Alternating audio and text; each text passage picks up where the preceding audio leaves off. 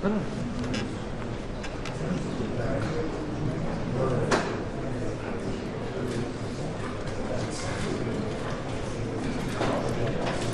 comes Vance and Rubio. Vance, Rubio, and Susie.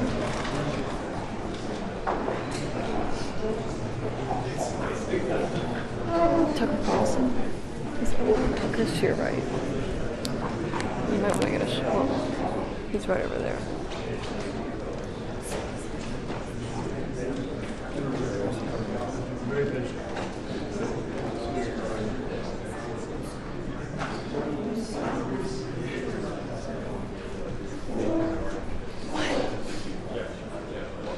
I can't. What you say? I can't. I see your mouth, so I don't know what you're saying.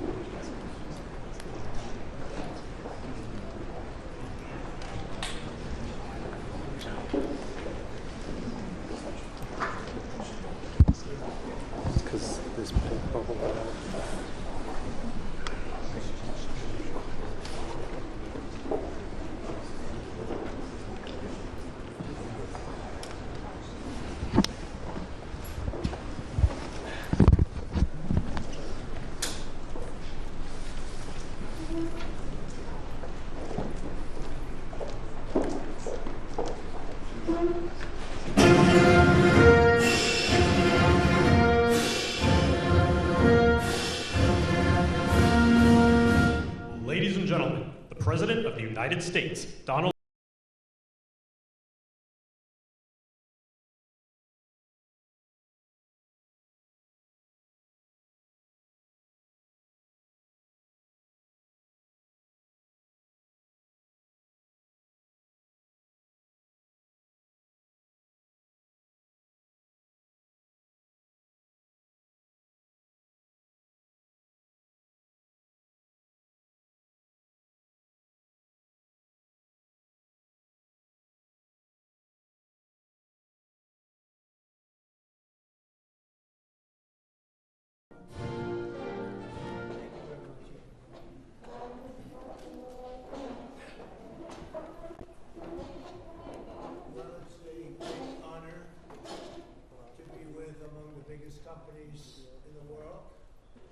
by far, I would say, and we're doing tremendous things. Our country is doing very well. You saw the numbers that got released today, yesterday.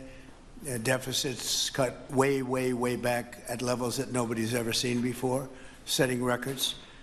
And the numbers coming into our country are unprecedented, and we're doing really well. We had a situation 3 days ago with Venezuela, and we're getting along extremely well with the people of Venezuela, both the people and the people that are running Venezuela. I just want to thank our military. What they've done is incredible. That was considered unprecedented, to go into a military fort with thousands of soldiers and others, and to come in with 152 planes going every which way, and very rapid speeds, and helicopters, and to come out with no deaths and the loss of no equipment. It was pretty amazing. Nobody's seen anything like it. I was called by the leaders of numerous countries. I won't go into which ones, but the biggest and the strongest, and they said that was very impressive. They're all impressed. But today I'm delighted to welcome almost 24 of the biggest and most respected oil and gas executives in the world to the White House. It's an honor to be with them. We have many others that were not able to get in. I said if we had a ballroom, we'd have over 1,000 people. Everybody wanted. I never knew your industry was that big. I never knew you had that many people in your industry. But here we are. And if you, in fact, if you look, come to think of it, well, I got to look at this myself.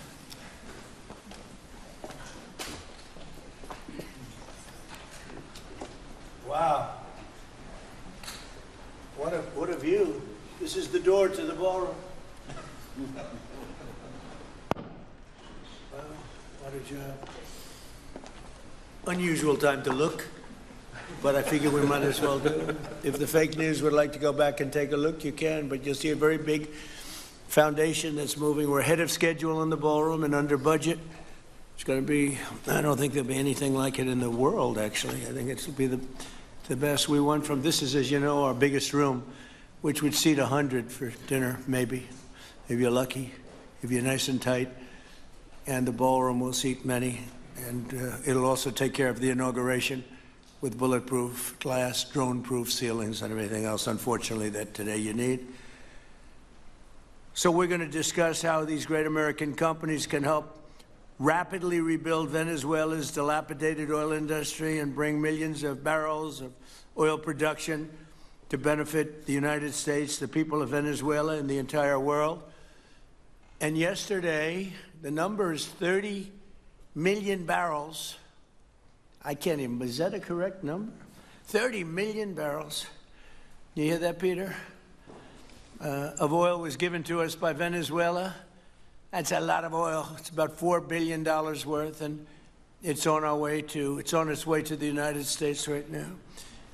And we want to thank Venezuela for that. And we're working very well with them, obviously, or they wouldn't have been so generous. But they respect us again. They didn't respect us at all before. So that's money that goes to the United States. Some will go to Venezuela, and some will go to the oil companies, but not that, because that's already been extracted. So when you're not getting any of that, but when you start extracting, you'll get. But it's tremendous reserves, among the biggest in the world. Some people say it is the biggest in the world. And we're going to be working with Venezuela. We're going to be making the decision as to which oil companies are going to go in, that we're going to allow to go in. Going to cut a deal with the companies. We'll probably do that today or very shortly thereafter with Chris and Doug. And we're dealing with the country, so we're empowered to make that deal. And you'll have total safety, total security. One of the reasons you couldn't go in is you had no guarantees, you had no security, but now you have total security. It's a whole different Venezuela, and Venezuela is going to be very successful. And the people of the United States are going to be big beneficiaries because we're going to be extracting, numbers of, in terms of oil, like, few people have ever seen, actually. So you're dealing with us directly. You're not dealing with Venezuela at all. We don't want you to deal with Venezuela. Let me thank Vice President J.D. Vance, who's doing a fantastic job. Secretary of State Marco Rubio, likewise a fantastic job. I have good people. I like them better than my first group. But we had a great, despite that, we had a great first term. We had some great people there too, by the way. But we had a great first term. We had the greatest economy in the history of our country in the first term, but this is blowing it away. And you haven't seen anything yet. Everyone's been shocked by the numbers, 5.4% GDP. And that's despite the fact that we were badly hurt by the Democrat shutdown, of which they'd like to see if they could shut it down again.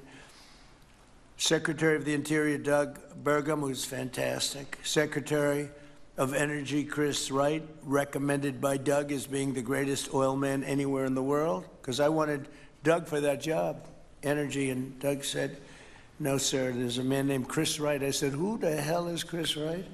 He said he's the most talented oil man anywhere in the world. I doubt you can get him, because typically oil men make a lot of money, and women. They make a lot of money, but Chris came. You took one of the greatest salary cuts probably in history, Chris, right? But he's a fantastic person, loves our country, and many other important members of this team.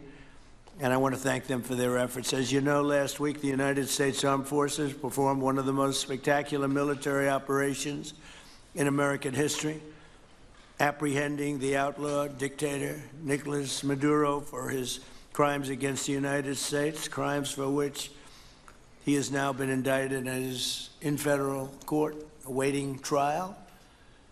And he killed many people, millions of people, actually, and allowed jails, prisons, mental institutions, insane asylums, drug dealers, drug addicts to pour into our country totally unchecked because of Sleepy Joe Biden's policy of open borders, the stupidest thing I've ever seen. We're getting them all out. The departure of Maduro makes it possible an incredible future for both nations, Venezuela and the United States, in which we will more closely integrate the economies of two major energy powers in the Western Hemisphere. Energy coming out of Venezuela was very small. One of the things the United States gets out of this will be even lower energy prices. We have people now getting gasoline for $1.99, $1.96, $1.95, $1.92 yesterday, somebody.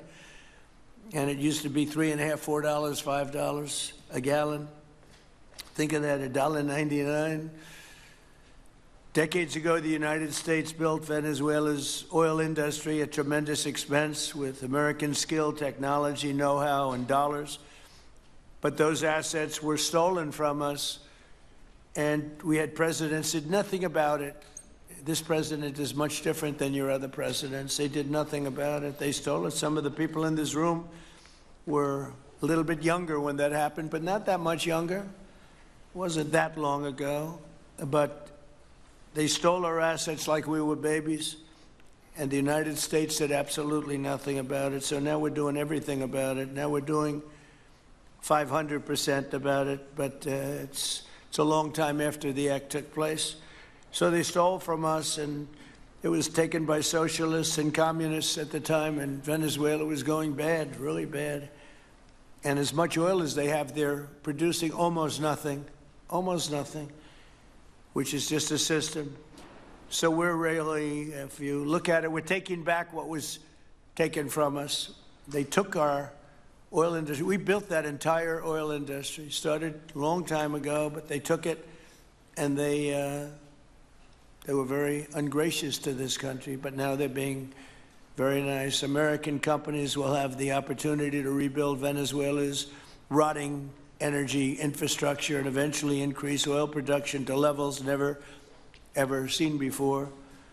When you add Venezuela and the United States together, we have 55% of the oil in the world. The United States is number one. We have them drilling. Drill, baby, drill was my campaign. And Doug and Chris, I think we're setting records on drilling right now and taking oil without Venezuela. That's how we're getting the oil prices down. The plan is for them to spend, meaning our giant oil companies will be spending at least $100 billion of their money, not the government's money. They don't need government money. But they need government protection and need government security that when they spend all this money, it's going to be there so they get their money back and make a very nice return. The plan is for them to spend at least $100 billion to rebuild the capacity and the infrastructure necessary. Venezuela has also agreed that the United States will immediately begin refining and selling up to 50 million barrels of Venezuelan crude oil, which will continue indefinitely. We're all set to do it. We have the refining capacity. It was actually based very much on the Venezuelan oil, which is a heavy oil, very good oil, great oil. It's fantastic for certain things like asphalt roads. Best there is in the world for asphalt roads and other things.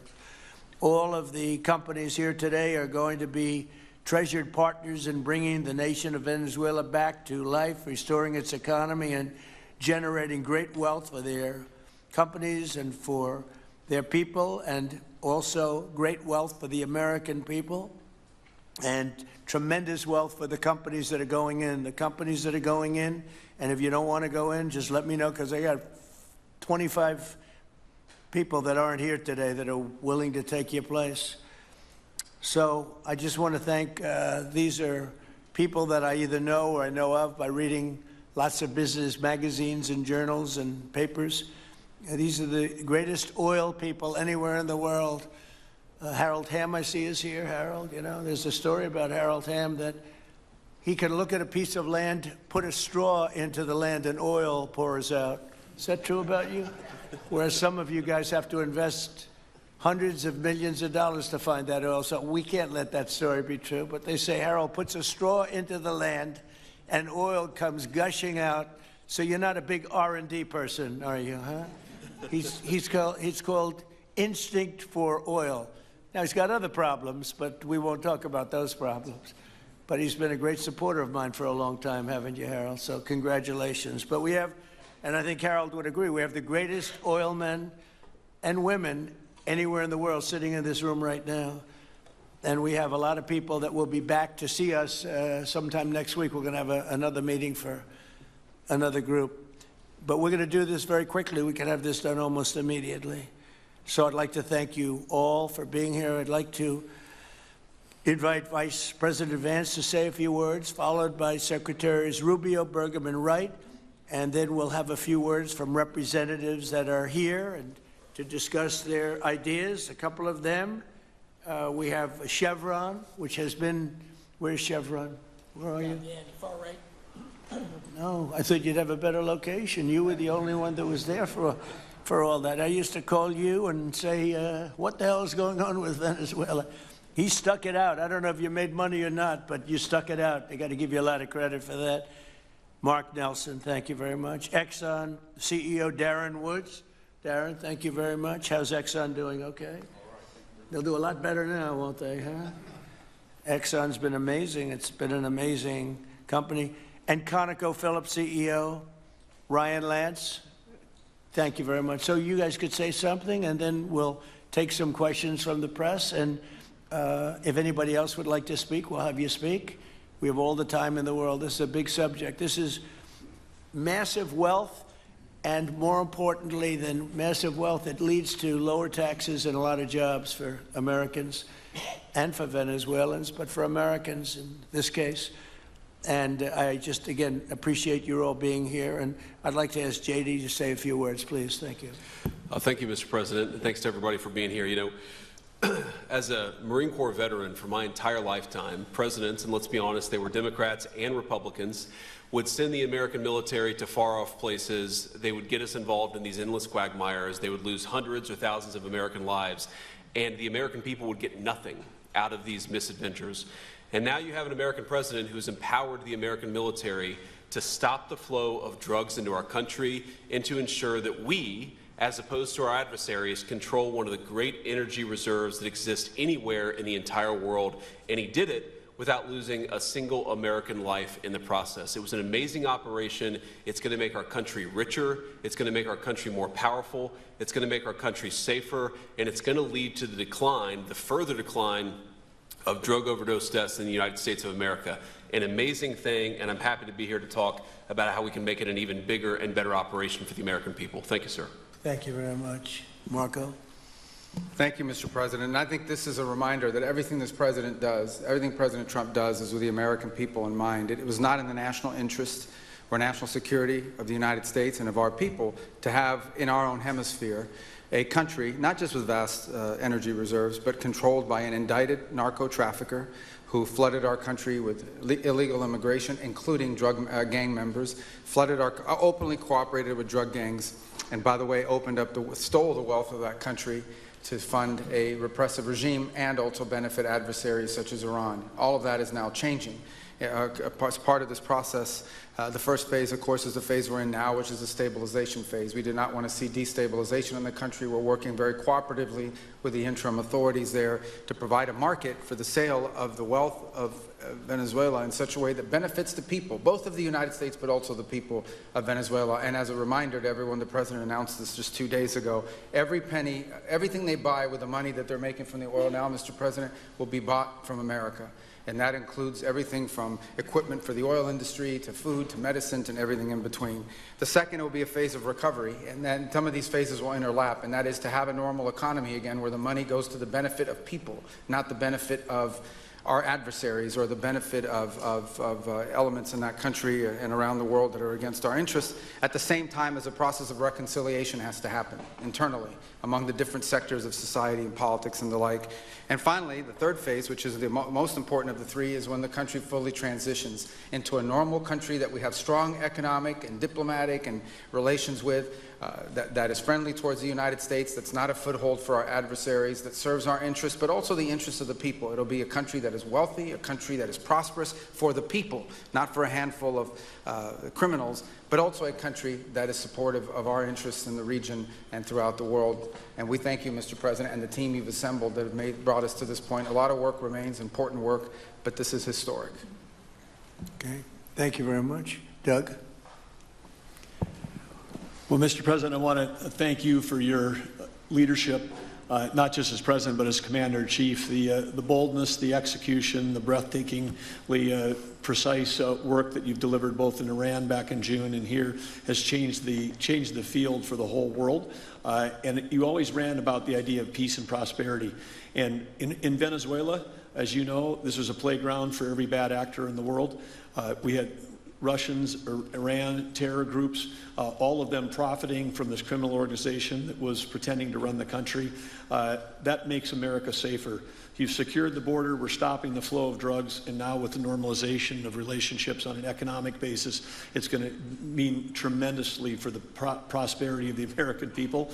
So I just want to say again, congratulations to you and to the entire leadership team. It's been an amazing, historic week on the scale of things that we haven't seen perhaps for 125 years in terms of the U.S. Exerting its influence over Latin America in a way that's going to make a change for generations. And on behalf of all the oil executives that are here today, Chris and I want to say thank you to all of you. It's your technology, your innovation that has put America in the place where today we are the most energy dominant country in the world. And that position is what's allowed us to take the action that we're taking with statecraft, with military action. None of that would happen if we were dependent on everybody else for energy. So you're a big part of the reason that we're able to move the way we are today, and we're grateful that you're here to be part of the solution going forward. Thank you, Doug, and you are doing a fantastic job, and we appreciate it. Everybody appreciates it. They know who's doing well. Chris Wright? Thank you, Mr. President. Yeah, what we've seen in the last week is leadership matters and credibility matters. Venezuelan oil has been sanctioned for many years, and the oil just flew, those sanctions were not enforced. That oil just floated out to trafficked by bad actors of the world. The resources weren't gone to a central place. The corruption and decline of Venezuela has been a crisis for the people of Venezuela, and as Secretary Rubio said, massive spillover effects in the United States, in crime, in drugs, in kidnappings, and in taking a huge resource base and making it not exploited, not developed. The whole world is a poorer, less opportunity-rich place because of that. When you have materials underground, they've been underground for 1 million years. That does not make them a resource. That does not make them valuable for your country, your people, or the world. They only become a resource with technology, with capital, with rule of law, and a system of governance that encourages the harvesting of those resources to make the better world. And we see here the dramatic contrast between the United States, which may have less oil underground than Venezuela. We have 20 times the production of Venezuela, 20 times the impact of human betterment, massively better quality of living here in the United States. That was at risk under the last administration. We've seen a lot of attacks on the energy that makes the world go round. President Trump's election has removed those risks, has embraced reality about how the world is energized, and we are at record production of oil in the United States, record production in natural gas in the United States. We've seen a meaningful decline in gasoline prices, diesel prices, travel prices because of jet fuel. And now President Trump is taking the genius of a different way to try to solve a 25-year festering problem in Venezuela, that all the traditional things have not worked. But ordering both a tremendous military operation to remove the heads of a criminal organization masquerading as a government, and then to use the power of our military, not to fire bullets, but to stop the flow of Venezuelan oil to the world, immediately gave us leverage over the interim authorities in Venezuela and has allowed us to be in this position today where the actions of this government can massively improve Venezuela for the better, and the bigger impact is to massively improve the quality of life, affordability, safety, and security of the United States. Very proud to be here. And we'll turn it over to Mark Nelson, who's the vice chairman of Chevron. Chevron has been in Venezuela for over 100 years, continuously. Mike Wirth, the CEO, had a knee replacement recently. He's not here. Mark is a tremendous leader in our industry, and I'll turn it over to him. Thank you, Secretary Wright. Again, I'll send Mike Wirth's regrets. He really wanted to be here, Mr. President. Right. Great guy. On his behalf, I have 3 very quick thank yous and an assurance I'd like to provide you all. The first thank you, Mr. President, is to you. It's thank you for convening this gathering. It's thank you for your leadership, and thank you for continuing to keep American energy domination in the forefront. So thank you for that. Thank you very much. The second thank you actually is to the cabinet. So Secretary Rubio, Secretary Burgum, Secretary Wright, your ability and commitment to continue to engage with the parties around the table to keep the world working is greatly appreciated. So thank you for that. And the final thank you actually would go to our Venezuelan employees of Chevron. They have been working tirelessly to operate safely, protect the environment in country, and their dedication and skill will help us in this next chapter. And finally, I'll close with the assurance. For more than a century, Chevron has been a part of Venezuela's past. We are certainly committed to its present, and we very much look forward as a proud American company to help it build a better future. And so, Mr. President, thank you for your leadership. And you really suffered there. You stuck it out. A lot of people left. A lot of big companies left. Many of the people sitting at this table left because of the safety risk and other risks. But you stuck it out. I give you credit for that. Sometimes it was hard. I remember 6 months ago I told you to stay, just stay. Things are going to happen. You'll be very happy. I didn't know they were going to happen this fast or this conclusively. One thing I think everyone has to know is that if we didn't do this, China or Russia would have done it. And if China or Russia were a next-door neighbor, because essentially this is not around the other parts of the world so far away where you fly an airplane for 24 hours before you get there. This is sort of a next-door neighbor if you think about it. And I told China and I told Russia, we get along with you very well, we like you very much, we don't want you there, not going to be there. And if we didn't do this, China would have been there and Russia would have been there. Maybe they both would have been there together, but they're not going to be there now. One thing I will tell them, and I will tell you, that we are open for business. China can buy all the oil they want from us there or in the United States. Russia can get all the oil they need from us, and they do like oil, even though they produce a lot of it. But China and Russia and everybody else is able to go, and we'll be open for business almost immediately. I have a feeling the $100 million will be spent $100 billion will be spent very, very rapidly by these very big, powerful, and rich companies, and I think they're going to be able to rebuild the infrastructure. And I hope it's going to be brand new as opposed to a rehab, because I know the tremendous difference between the new and the not so new in your industry. The new is much more beautiful, much better in every way, and actually much smaller. It's like everything else, gets smaller and stronger. It's a combination of smaller, better, and stronger. So I hope you're going to build all brand new stuff, rip out the old crap that's been there for so many years, and do it the right way. You're going to be there a long time if we make a deal. If we make a deal, you're going to be there a long time. If we don't make a deal, you won't be there at all. It's, sort of interesting. But again, China and Russia would have been there if we didn't do this. And the other thing, people ask about the second wave. I don't think it's going to be necessary. We have an armada, a giant armada like nobody's ever seen in that part of the world. And it's stationed off the coast.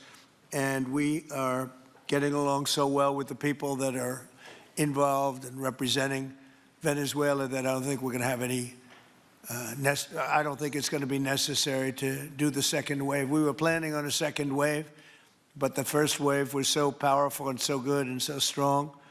And frankly, the people in the country, they did the right thing. They were smart. They did the right thing. They didn't want to go through a second wave. But we've got a tremendous number of the most powerful ships in the world right there. I don't think we're going to have to use that. I'm happy to say that.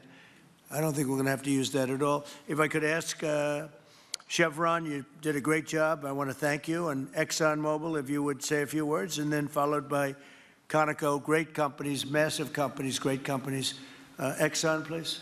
Sure. Thank you, Mr. President. I appreciate the invitation and the opportunity, frankly, for the entire industry to show up and provide a perspective. Frankly, we've been kind of unresponsive to the press regarding Venezuela. I guess today's the opportunity to address the press directly with respect to a number of questions that have been asked of ExxonMobil. First and foremost, obviously, is the interest that we have in Venezuela. And I think, the way I would position that, and I think one of the reasons why we see many of the industry players here is we're in a depletion business for a product that is in great demand and will be in demand for many, many, many decades to come. And as a depletion business, the biggest challenge we have is finding resources.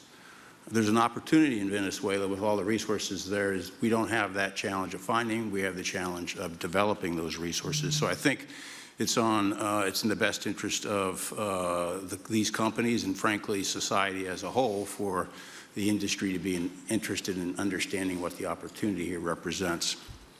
I'll just share a philosophy that ExxonMobil has when we enter countries because we do business all around the world in a number of different regimes. We take a very long-term perspective. The investments that we make span decades and decades, so we do not go into any opportunity with a short-term mindset. And there's a value proposition that we have to meet. It has to be a win-win-win proposition. Obviously, it has to be a win for the company and our shareholders and to generate a return for the investments that we make. Has to be a win for the government. The resources are an important source of revenue that helps support the people of the places that we do business. And it has to be a win for the people. We have to be wanted there and to be a good neighbor. And those three things ensure a stable, long-term platform for the large investments that we make for the long term. With respect to Venezuela in particular, we have a very long history in Venezuela. In fact, we first got into Venezuela back in the 1940s. We've had our assets seized there twice. And so you can imagine to re-enter a third time would require some pretty significant changes from what we've historically seen here and what is currently the state. If we look at the legal and commercial constructs and frameworks in place today in Venezuela, today it's uninvestable.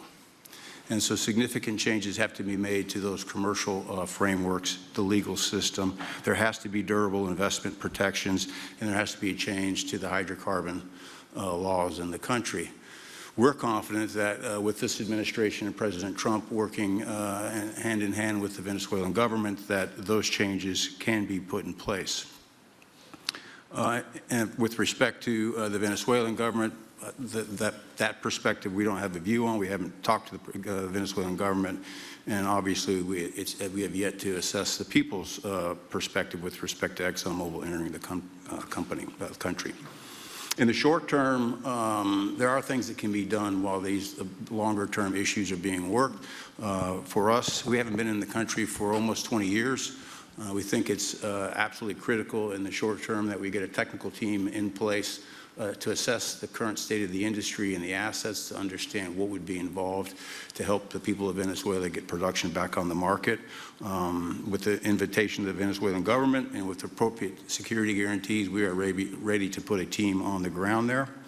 We also have a integrated set of capabilities from production to refining to trading, and I think we can be of assistance to getting the Venezuelan crude to market and realizing a market price to help, again, with the financial situation in Venezuela. So those are my short-term perspective that I have. I'd say maybe close with a thank you, Mr. President, for the work that you've done to secure not only the national security, but the energy security of the region. And then thank you, Secretary Rubio, Secretary Wright, Secretary Burgum, for your leadership in this matter. Thank you. How long would it take you, Darren, as Exxon to, if we make a deal, how long would it take you to get in there and get started? Well, the first step, this technical team, as I talked with Secretary Wright earlier this week, we started from the beginning to put the team together so that if and when it was needed, we could hit the ground almost So you laid the immediately. groundwork. So we can hit the ground and within the next couple of weeks, start the great. assessment. And then from there, we need to understand. That's what we want. We want speed and quality. Yeah, that's what we want. Thank you, Darren. And Conoco, Ryan?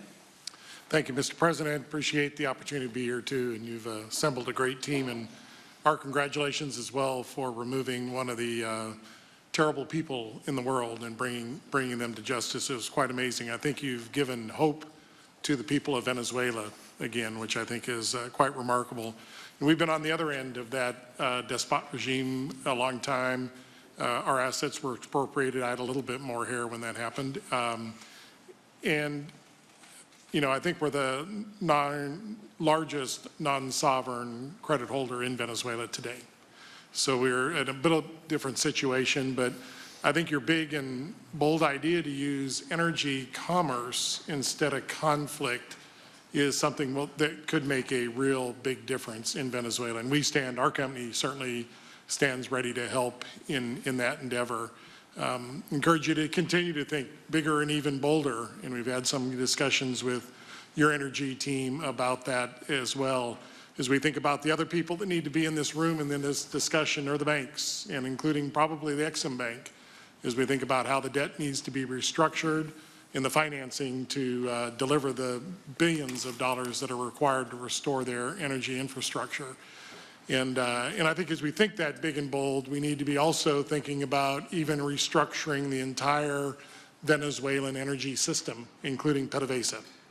And I think if we can do that and think bold, there's an opportunity to be quick, fast, and restore the quality of what's happened in Venezuela, or what's been lost in Venezuela over the course of the last 25 years. So thank you for this opportunity. Well, thank you very much, and you'll get a lot of your money back. We're going to start with an even plate, though. We're not going to look at what people lost in the past, because that was their fault. That was a different president. You're going to make a lot of money, but we're not going to go back.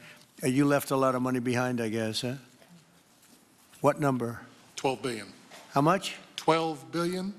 Well, it's a good write-off. It's already been written off. It's been written. All right, thank you. You'll make it back one way or the other. You're all going to do very well. I think really very well. Marco just gave me a note. Go back to Chevron. They want to discuss something. Go ahead. I'm going back to Chevron, Marco. Thank you, Marco. Was there a question, Mr. President? Yes, go ahead, Marco. What are you saying here? Mark, if you increase. can update us on operations in the ground and with the appropriate approvals, what you might be able to achieve in the next 12 to 18 months, give us a little view from the ground. You bet, you bet. So today, Chevron has 3,000 employees in 4 different joint ventures in Venezuela today. And over the past 5 to 7 years, they've taken production from about 40,000 barrels a day to 240,000 barrels a day, essentially getting those facilities and that equipment up to standards that would be something that people in the room would be more accustomed to. Given the work we've done with Secretary Wright and Secretary Burgum and even Secretary Bessent, I think we have a path forward here very shortly to be able to increase our liftings from those joint ventures 100%, essentially effective immediately. We are also able to increase our production within our own disciplined investment schemes by about 50% just in the next 18 to 24 months. And that's just leveraging what's on the ground. So to Secretary Rubio's comments about phase 1, this is taking the momentum of improvements we've already made there locally and building on those and creating more momentum for the people of Venezuela.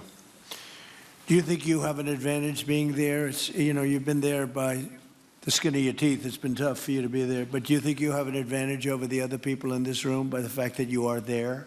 Yeah, I think there are, Mr. President, I think there would be days where it didn't feel like an advantage, and there are days where it does feel like an advantage. But having people on the ground today that care desperately about the people of Venezuela and know how to operate the assets that are there, is a definite advantage today. Would you say the best locations are available, or would you say the best locations are already sort of worked, even though they're in very bad shape? The best locations for finding oil, the best locations for oil?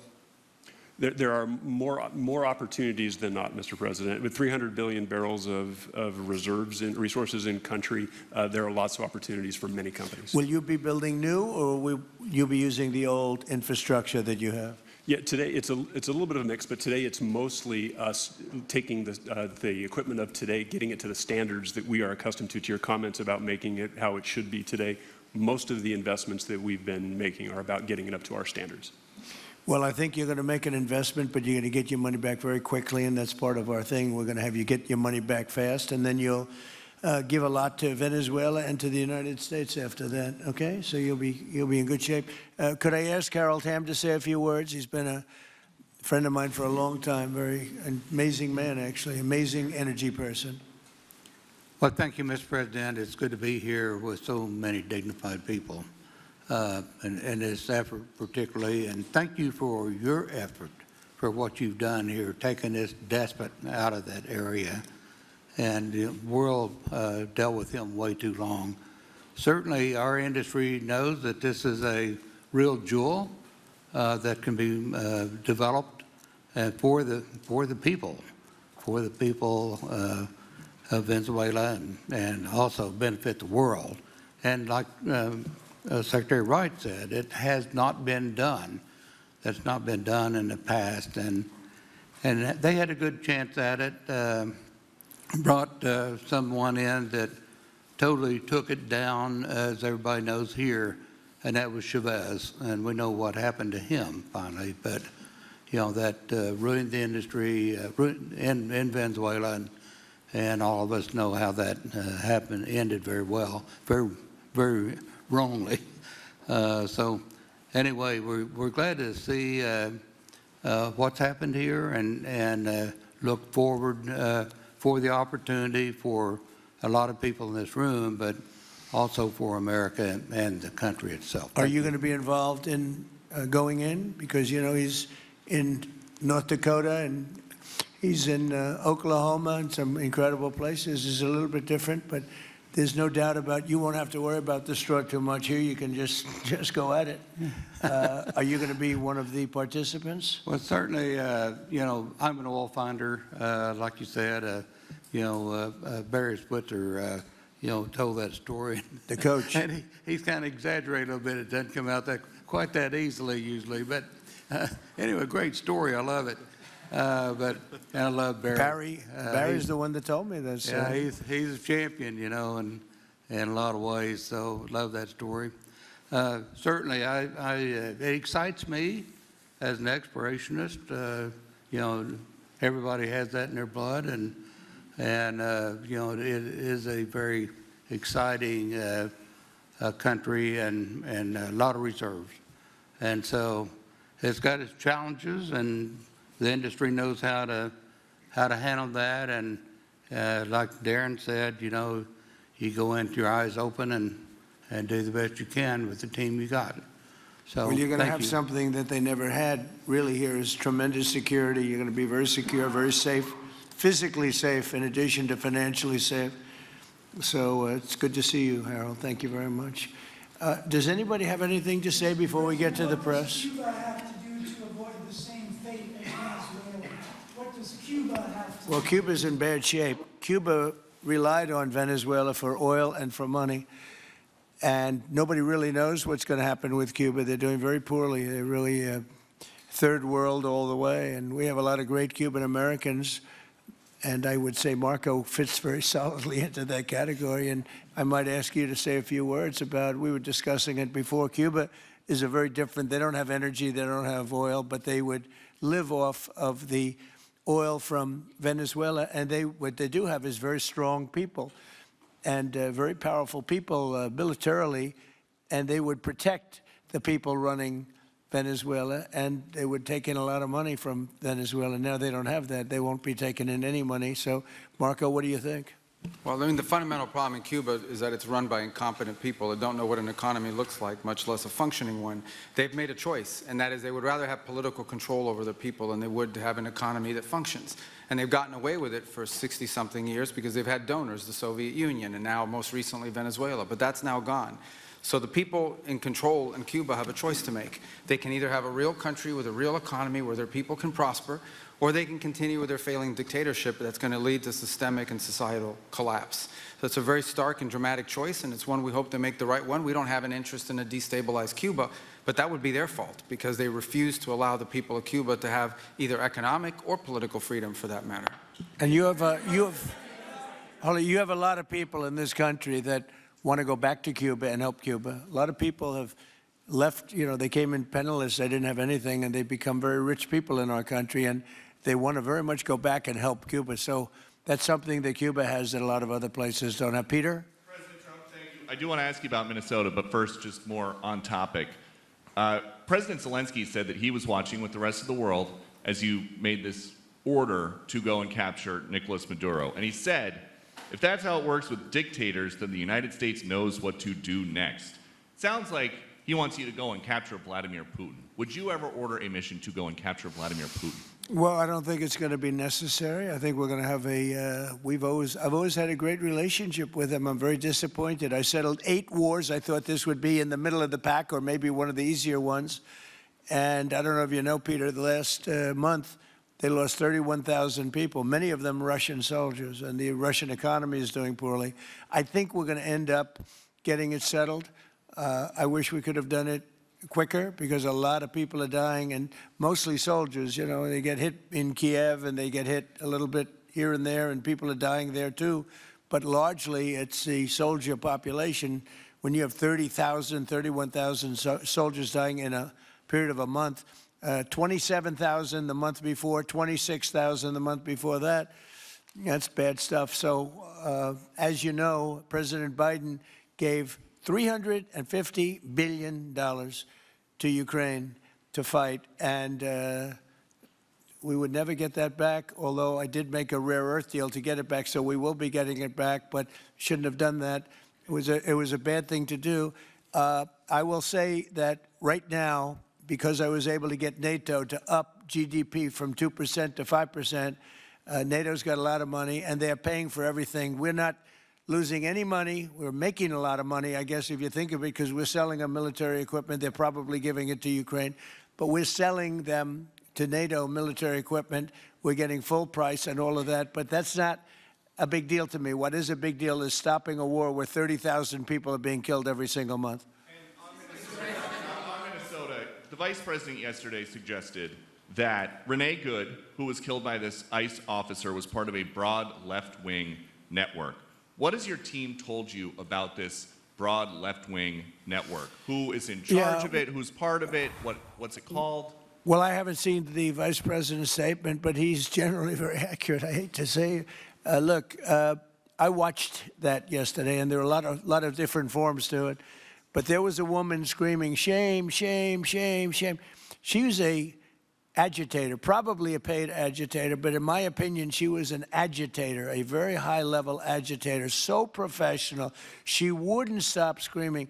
I said, this isn't a normal situation. This is a professional troublemaker, because you heard it and I had it. Now, I will say this. The news sort of turned her down, turned her off, because you're trying to watch. She was so loud and so crazy and just not normal. When somebody sees something like that, they don't go screaming and the same words. So I guess you could say professional, but I didn't think she did a very good job. You have agitators, and we will always be protecting ICE, and we're always going to be protecting our Border Patrol and our law enforcement. Yeah. In your conversations with these oil executives today, did you provide any security guarantees so that they can do their work safely in Venezuela? Yeah. And separately, Mr. President, they will have those guarantees, yes. And separately, Mr. President, I'm curious in terms of the future of Venezuela. Do you see Venezuela, now led by Delcy Rodriguez, as an ally of the U.S.? Is that the way that you view that country right now? Well, right now they seem to be an ally, and I think it'll continue to be an ally, and we don't want to have Russia there. We don't want to have China there. And by the way, we don't want Russia or China going to Greenland, which if we don't take Greenland, you're going to have Russia or China as your next-door neighbor. That's not going to happen.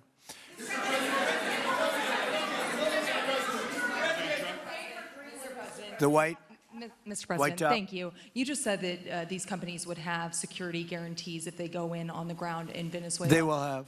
And what is your plan there actually for these companies and those Americans who are going to be on the ground working for these companies? Well, there are going to be Americans. I assume they're going to be using a lot of Americans, but they're going to be using a lot of people from Venezuela and other places, I would imagine. But I would think that mostly they'll be using Venezuelan workers. They have a lot of great workers. They have a very high unemployment rate, and they have workers that are very familiar with taking oil out of the ground. Yeah. How long do you think the Ayatollah will be in power after what we've seen play out on the ground there? When is the U.S. going to get involved now that reports of protesters being killed on the ground? So Iran's in big trouble. It looks to me that the people are taking over certain cities that nobody thought were really possible just a few weeks ago. We're watching the situation very carefully. I've made the statement very strongly that if they start killing people like they have in the past, we will get involved. We'll be hitting them very hard where it hurts. And that doesn't mean boots on the ground, but it means hitting them very, very hard where it hurts. So we don't want that to happen. There have been cases like this where President Obama totally backed down. But this is something pretty incredible that's happening in Iran. It's an amazing thing to watch. They've done a bad job. They've treated their people very badly, and now they're being paid back. So let's see what happens. We're watching it. We're watching it very closely. Go ahead, please. Yes, go ahead. Thank you so much, Mr. President. Do you have any comments in reaction to the recent attacks by the Syrian government alignment groups against US-backed Kurdish forces in Aleppo, Syria, which killed dozens of civilians and displacing many families? Does your administration bring peace between the Kurds and the Syrian government? I want to see peace, yes, I do. The Kurds and the Syrian government, we get along with both, as you know very well. They have been natural enemies over the years, but we get along both, and we want to see Syria succeed. And so far, I think they are succeeding, but this is just breaking out, and we want to see that stopped. Go ahead, please. Colombia, Gustavo Petro, in a few weeks. Do you hope this meeting with Gustavo Petro marks a new chapter, a new beginning in the benefit of the U.S. and Colombia relations? What country? Colombia, with the president of Colombia, Gustavo Petro. I had a very good talk with him yesterday, and he's been very hostile to us and to the nation and to me, called me a dictator and lots of other things. Called Biden some terrible names, far worse than he called me. But he called yesterday through people, and he wants to meet, and that's fine with me. I've made up with people also, So we're going to have a meeting with him. We had a very good conversation. The people of Colombia are incredible people. Marco would know that better than anybody because he's married to a woman from Colombia. And I don't mean Columbia University. That would be, I'm not sure. I think I like Colombia, the country, better, if you want to know the truth. The people are, hold it. The people are great people. I look forward to meeting with them. We're going to meet in the very near future.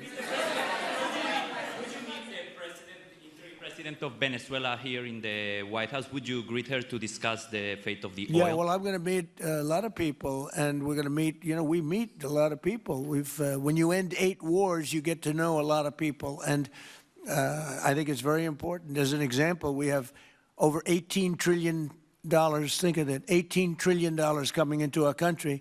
A lot of that's coming in from foreign countries like Saudi Arabia and Qatar and UAE and others. And I get to meet a lot of people, but I will be meeting with various representatives of Venezuela, probably pretty soon. We haven't set that up. But the relationship that we have with the people that are currently running Venezuela is very good. We also have a young lady that received the Nobel Peace Prize. She's going to come in and pay her regards to our country, really, to me. But, I'm a representative of the country, nothing else. And she's coming in sometime next week, I think Tuesday or Wednesday, and we'll see how that is. But no, we're dealing with the people from Venezuela.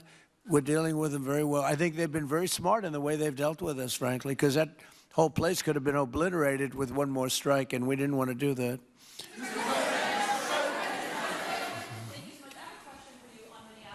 Venezuela and your meeting with Machado next week, if she gives you her Nobel Peace Prize, will that change your view about her running that country? Well, I have to speak to her. I mean, I'm going to have to speak to her. She might be involved in some aspect of it. I will have to speak to her. I think it's very nice that she wants to come in, and that's what I understand the reason is, because Norway is very embarrassed by what took place. I mean, they're getting decimated. Look, whether people like Trump or don't like Trump, I settled 8 wars, big ones, some going on for 36 years, 32 years, 31 years, 28 years, 25 years. Some just getting ready to start, like India and Pakistan, where already 8 jets were shot out of the air. And I got it done in rapid order without nuclear weapons. I can't think of anybody in history that should get the Nobel Prize more than me. And I don't want to be bragging, but nobody else settled wars. Obama got the Nobel Prize. He had no idea why. He still has no idea. He walks around, he says, I got the Nobel Prize. Why did he get a Nobel Prize? He got it almost immediately upon attaining office, and he didn't do anything, and he was a bad president. So, I mean, you should get the Nobel Prize for every war you stopped. These were major wars. These were wars that nobody thought could be stopped. President Putin called me, and he said about 2 of the wars that he's been trying to stop them for 10 years. He wasn't able to do it. He couldn't believe it. So in theory, you should get the Nobel Prize for every war you stopped. Every one of them was major. But I don't care about that. What I care about is saving lives. I've saved tens of millions of lives. You know, the Prime Minister of Pakistan came here, and he made a very public statement. He said that President Trump saved minimum 10 million lives having to do with Pakistan and India, and that was going to be raging. So, you know, but I'm honored that she's coming here. I look forward to meeting her, yes. Go ahead. The state officials there have said that the FBI is not sharing evidence with them. Typically, they would conduct a joint investigation, as you know. Do you believe that the FBI should be sharing evidence with state officials in Minnesota? Well, normally I would, but they're crooked officials. I mean, Minneapolis and Minnesota, what a beautiful place, but it's being destroyed. It's got an incompetent governor, fool. I mean, he's a stupid person. And it looks like the number could be $19 billion stolen from a lot of people, but largely people from Somalia. They buy their vote. They vote in a group. They buy their vote. They sell more Mercedes-Benzes in that area than almost. Can you imagine? You come over with no money, and then shortly thereafter you're driving a Mercedes-Benz. The whole thing is ridiculous. So they're very corrupt people. It's a very corrupt state. I feel that I won Minnesota. I think I won it all 3 times. Nobody's won it since Richard Nixon won it many, many years ago. I won it all 3 times, in my opinion, and it's a corrupt state, a corrupt voting state, and the Republicans ought to get smart and demand on voter ID. They ought to demand maybe same-day voting and all of the other things that you have to have a safe election. But I won Minnesota 3 times, and I didn't get credit for it. I did so well in that state every time. The people were crying every time after. That's a crooked state. California is a crooked state. Many crooked states. We have a very, very dishonest voting system. The last time I won, 24, the one that just took place, I won because it was too big to rig. You couldn't rig it. It was too big. But I won the state of Minnesota. It's a corrupt voting system with an incompetent governor, a very incompetent governor. And by the way, he's a very corrupt governor, too. Go ahead. I have a question on Iran, but first, very quickly on Venezuela. How do you provide total security guarantees to these companies without putting U.S. boots on the ground? Well, we're going to work with the Venezuelan leaders and people, and we're going to have a very safe group. And they're going to also bring over some security with them. You know, these are not babies. These are people that drill oil in some pretty rough places. I could say a couple of those places make Venezuela look like a picnic. These people around the table, these are tough people. They go into areas that you wouldn't want to go. They go into areas that if they invited me, I'd say, no thanks, I'll see you back in Palm Beach. No, this is a tough group of people. They know how to do it. But we are, in addition to that, we'll have very good security for them. We're going to make sure there's very, very good security. And I think the people of Venezuela are going to give you very good security. You know, the people... Now, I'm not talking even leadership. The people of Venezuela are going wild over this. They named a street after President Trump. What do? You attack a country and they name a street? That's never happened before. Although I heard that's also taking place in Iran. They named a street. The protesters. I just hope, just God bless them. I just hope the protesters in Iran are going to be safe, because that's a very dangerous place right now. And again, I tell the Iranian leaders, you better not start shooting, because we'll start shooting too. With your glasses, sir, go ahead, please. Hold it. Next to you. Yes, glasses. The gentleman with the glasses. All right, thank you, Mr. President. With those very big glasses, actually. Yeah, Ferrari, actually. Mr. President, I have two questions. What do you want the European Union to do in Ukraine? The European leaders seem pretty divided on Ukraine. And then, if you can reiterate this straight message that you have to the Iranian leader, to Khomeini, the message that you have. You're talking about Iran? Iran, yeah. What the do I first one want is on Iran Europe. to do? I'm sorry?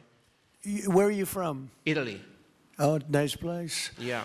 Okay. The first question So is what on are you Europe. asking about Iran for? Well, if you can answer about Europe and what you think the Europeans should do on Ukraine, and then a message. Well, look, Europe has been doing so much for Ukraine, but it hasn't been enough. And obviously that I would say that President Putin is not afraid of Europe. He's afraid of the United States of America, as led by me. There's no fear of Europe. Europe's fallen behind. And Europe, and JD said it very strongly, I don't know, he took a lot of heat, but I didn't give him any heat. Europe is a different place. Europe is changing. Europe has got to get its act together. I love Europe. I guess I came from Europe, essentially. My roots are in Europe, but Europe is a different place. They have to get their act together. Now they have a great NATO leader, and they've gone up to 5% from 2% GDP. That's a big step. But they have to be very careful with their immigration policy, and they have to be because, I will just say, to be nice, that there are certain places in Europe that are very important that are no longer recognizable. I'm being very nice. I'm being very diplomatic when I say that. They are not recognizable. And they have to be careful on energy, because they're putting windmills all over the place and losing a fortune. They're destroying their country. They're destroying the beautiful landscapes, the beautiful everything. They're doing. And by the way, in case you people don't know, I'm not much of a windmill person. I can proudly say, Doug, that we have not approved one windmill since I've been in office, and we're going to keep it that way. My goal is to not let any windmill be built. They're losers. They lose money. They destroy your landscape. They kill your birds. They're all made in China. And all you have to do is, just about all of the windmills are made in China, the structures. All you have to do is say to China, how many windmill areas do you have in China? So far, they're not able to find any. They use coal and they use oil and gas and some nuclear, not much, but they don't have windmills. They make them and sell them to suckers like Europe and suckers like the United States before. They are the worst form of energy, the most expensive form of energy, and in 8 years they're rotted out anyway. Go take a look at Palm Springs, California, and take a look at what that looks like. It looks like a junkyard of steel. So we don't approve, and I've told my people, we will not approve windmills. Maybe we get forced to do something because some stupid person in the Biden administration agreed to do something years ago. We will not approve any windmills in this country. On Venezuela, is it ultimately more important to you to establish stability there or democracy there? Well, you're talking about maybe the same thing. I mean, you're talking about stability or democracy. I don't know. To me, it's almost the same thing. We want stability, but we do want democracy. Ultimately, it'll be democracy. Peter? I do have a policy question, President Trump, but I'm having a hard time seeing here. I see the American flag lapel pin. What is the other lapel pin on your Somebody jacket? gave me this. You know what that is? That's called a happy Trump. And considering the fact that I'm never happy, I'm never satisfied, I will never be satisfied until we make America great again, but we're getting pretty close, I'll tell you what. This is called a happy Trump. Somebody gave it to me, I put it on. Thank you. And the policy question. How much money are you thinking of giving people in Greenland to get them on board with a possible U.S. I'm not talking about money for Greenland yet. I might talk about that. But right now, we are going to do something on Greenland, whether they like it or not, because if we don't do it, Russia or China will take over Greenland, and we're not going to have Russia or China as a neighbor. Okay?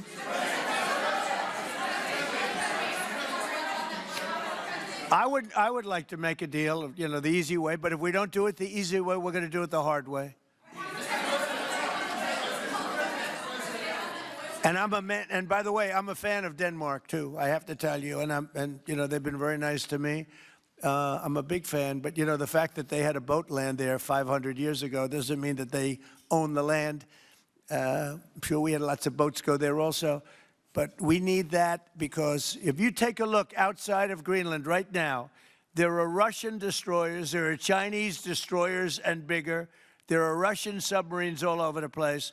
We're not going to have Russia or China occupy Greenland, and that's what they're going to do if we don't. So we're going to be doing something with Greenland, either the nice way or the more difficult way. Please, go ahead, ma'am. Mr. President, why is it so important to you to own it when you have a military presence there, which you could expand to affect the security? Because when we own it, we defend it. You don't defend leases the same way. You have to own it. And, you know, with a nation, look at what happened with Obama, with that horrible deal they made with Iran. It was a short-term deal. It was like a 9-year deal. Countries can't make 9-year deals or even 100-year deals. Countries have to have ownership. And you defend ownership, you don't defend leases. And we'll have to defend Greenland. If we don't do it, China or Russia will. It's not going to happen. We are not going to have, and I like China, I like Russia, I love the people of China, I love the people of Russia. I get along very well with President Putin, but I'm very disappointed in him. I get along very well with President Xi. I'm going to go over to China in April, but I don't want them as a neighbor in Greenland. Not going to happen. And by the way, and NATO's got to understand that. I'm all for NATO. I saved NATO. If it weren't for me, you wouldn't have a NATO right now. But we're not going to allow Russia or China to occupy Greenland, and that's what's going to happen if we don't. Go ahead. Mr. President, one, can you respond to that? And two, Yeah, it was an amazing report. The most amazing thing is government jobs are way down. And yet the unemployment or the employment numbers are very good.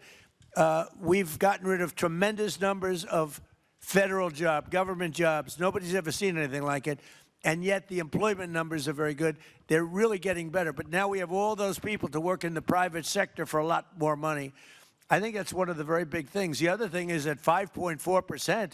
And remember, this is after we had a shutdown. And that shutdown had an impact because the concept of the shutdown, even though it's before, people knew we were going to be shutting down. A lot of bad things happened. And by the way, on January 30th, you may have another shutdown. We'll see what happens. But I think the numbers, Caitlin, were really amazing. Look, to think about 5.4%, nobody thought that. They thought it was going to be 2%. And you know what it is? It's tariffs. And it's also November 5th. We had a great election. A great election. Our country was dead 1.5 years ago, and now we have the hottest country anywhere in the world. And I hope you guys were impressed. 5.4%, and we haven't even really transitioned yet. There's no reason it can't be much, much higher than that. Yeah.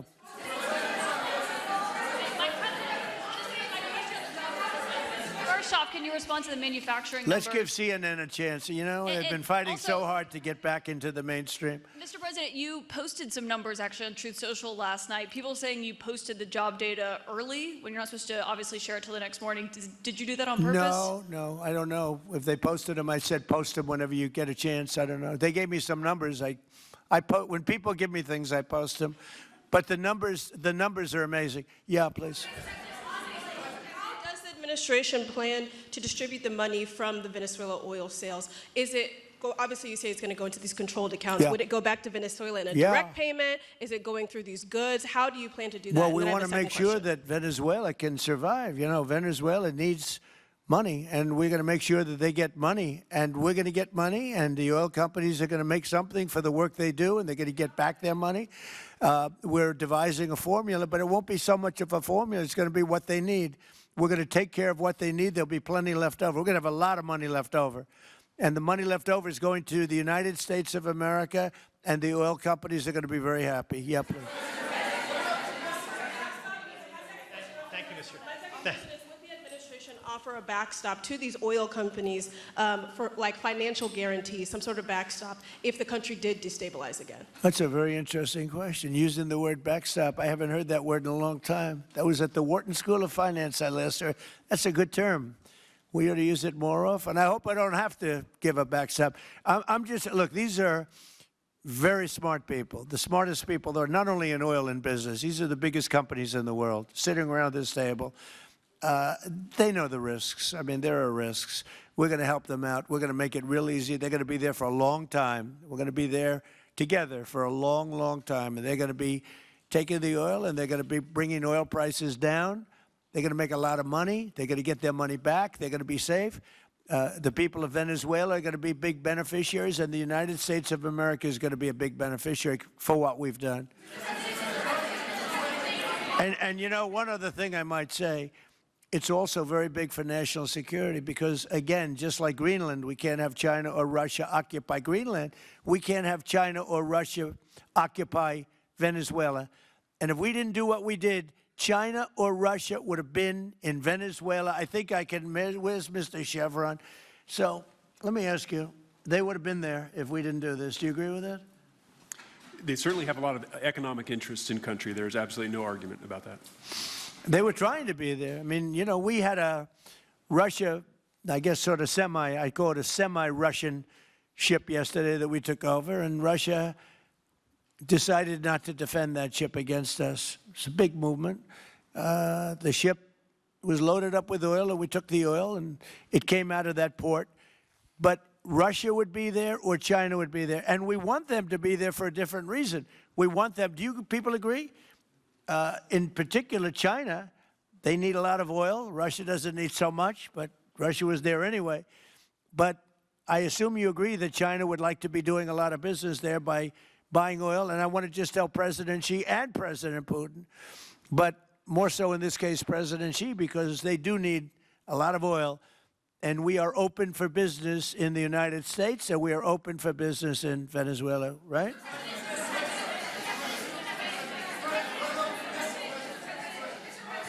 Go ahead, sure.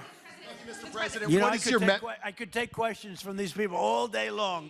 You know, they're sitting here, and generally, they're very rich, very powerful, but nobody gives a damn about them. It's a sad thing. You have all that money, all that power, and look at all these crazy questions. We could do this all day long, and they wouldn't be satisfied. I have a question on today's meeting, Mr. President. We'll take a few more, though. I have a question on today's meeting, Mr. President. Let me ask you more importantly, do you have any questions from the biggest? Yes, sure. Hold it. Do you have any questions for the biggest people on earth, the biggest business people, the biggest companies anywhere on earth? Do you have any questions for these people? No, do you have a question for them? Go ahead, ask them a question. To rebuilding the oil infrastructure in Venezuela, and for the executives in the room, what do you need from the administration in order to invest? That's a good question. Do you want to go and answer that question? Yeah, Exxon, small company. I'll refer you back to the statements I made before. There are a number of legal and commercial frameworks that would have to be established to even understand what kind of returns that we'd get on the investments. So I think all the investments and the opportunity sets, I think everyone sitting around this table would have the opportunity and the know-how and the capability to make the investments.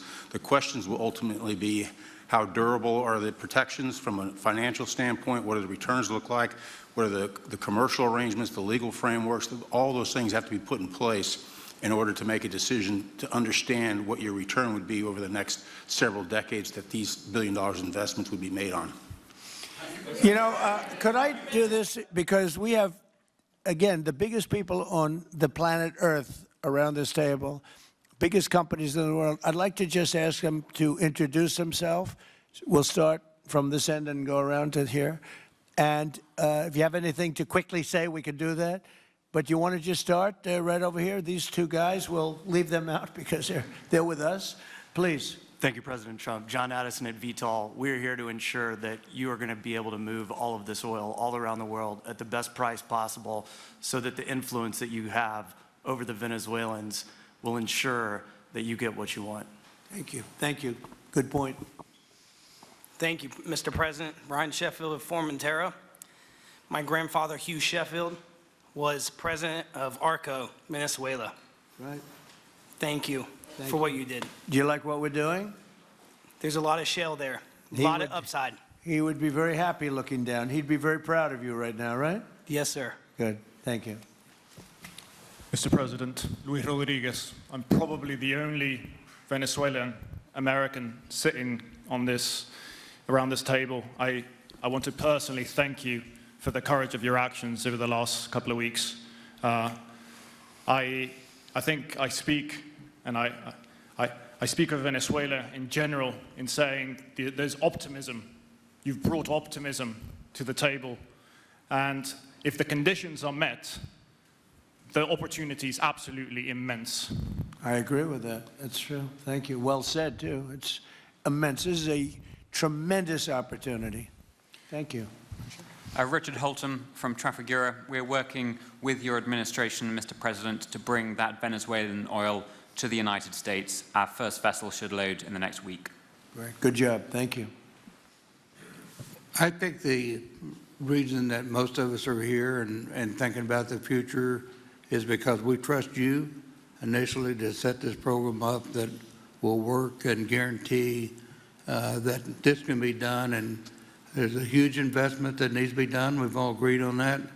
And certainly we need time to see that through. So thank you for what you've done. Thank you very much. Thank you. Mr. President, I'm Lane Riggs, CEO of Valero Energy, and we're one of those companies that refineries in the U.S. are uniquely configured to run Venezuelan oil, and we're more than happy as this opportunity expands for us to further invest in our refineries to produce more of it. And you're very much set up for the heavy oil, right? Yes, sir. That's great. That's great. We're ready for it.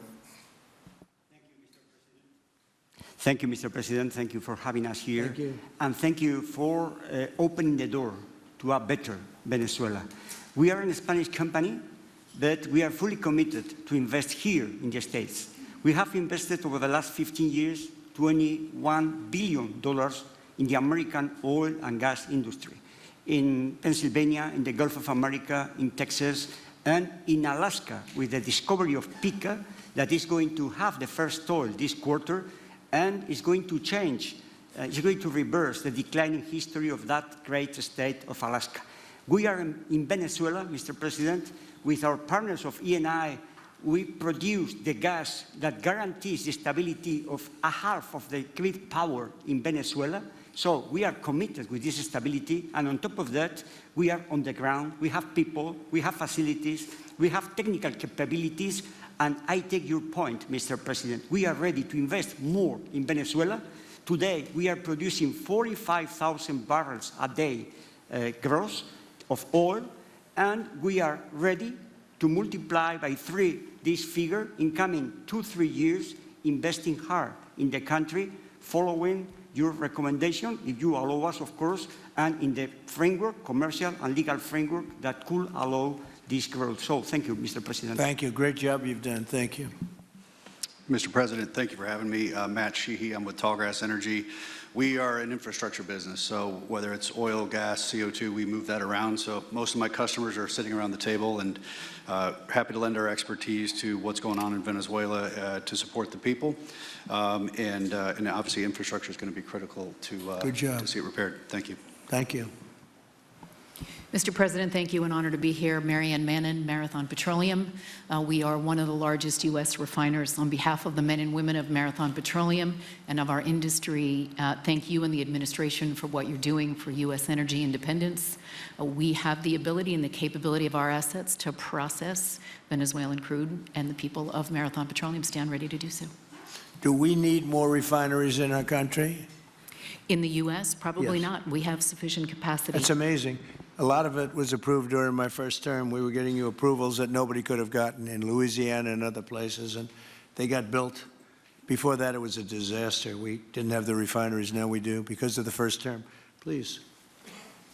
Darren Woods, ExxonMobil. Okay, we'll go over here.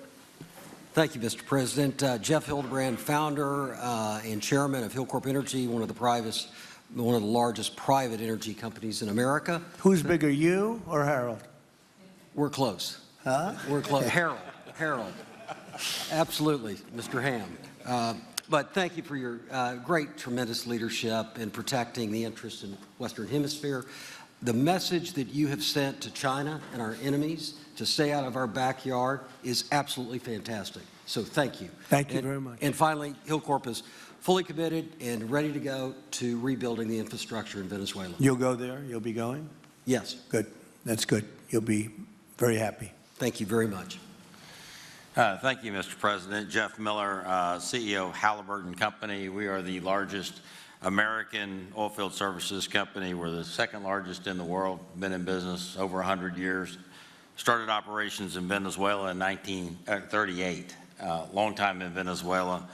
I personally lived there for 4 years and raised my kids there. So quite familiar with Venezuela, and just couldn't express gratitude more so for the opportunity to return to Venezuela under the stability that I know that this team and your team are able to deliver. And so When did you leave? Huh? When did you leave Venezuela? As a company, we left under the sanctions in 2019. So we had intended to stay, and then when the sanctions went into place, we were required to leave. But very much interested in returning. Have 600 Venezuelans with Halliburton today, all around the world. Look forward to putting them back to work. Great job. Great job. You'll be back. Please. Mr. President, I'm Alex Cranberg.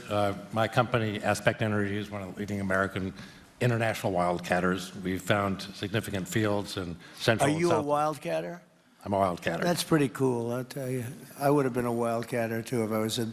And you've been successfully wildcatting. We've found significant fields in Central and South America, in the Middle East, and in Europe. We're a leading That's oil great. producer in Hungary. But probably the most pertinent example is what a wildcatter does is take on risk and try to reduce it. And then other people come in and put more capital in later. So we're kind of kickstarters in the oil industry. So we went into Kurdistan very early on, back when people told us it wasn't safe and we shouldn't do it. We found a big field there, and it ultimately has got to be developed along with one of my colleagues here to be one of the big leading fields in Kurdistan.